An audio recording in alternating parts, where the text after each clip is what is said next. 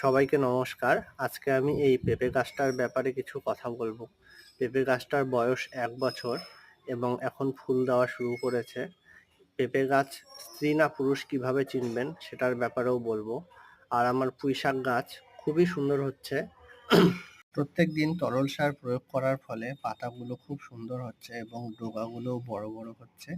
আপনারা তরল সারের ভিডিওটি দেখে নেবেন কিভাবে তরল সার বানাবেন। এই পেঁপে গাছটি হাইব্রিড ধরনের পেঁপে গাছ। ওপরে খুব চিকন এবং নিচে গোড়াটা মোটা হয়। এটা দেখেই বুঝতে পারবেন হাইব্রিড পেঁপে গাছ। গোড়াটা দেখুন অনেক মোটা। আর দেশি পেঁপে গাছের দেশি বা লোকাল পেঁপে গাছের গোড়া থেকে শুরু করে মাথা অবধি প্রায় একই রকম ভাবেই হবে এবং প্রচণ্ড লম্বা হয় দেশি পেঁপে গাছগুলো।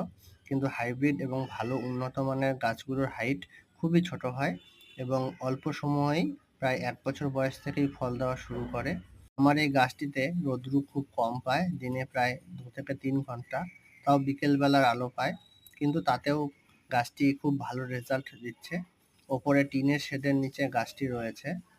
স্ত্রী পেঁপে গাছে এরকম একটি একটি করে ফুল আসবে এবং ফুলের ভেতরে ফলটি দেখতে পারবেন।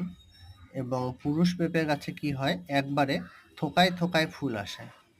পুরুষ পেঁপে গাছের ফলগুলো লম্বা হয় এবং আকারে ছোট হয় এবং এই স্ত্রী পেঁপে গাছের যখন ফল হবে, আমি ভবিষ্যতে দেখাবো, তখন দেখবেন ফলগুলোর সাইজ গোল এবং বড় হবে এবং ফলগুলোর কোয়ালিটিও ভালো হবে।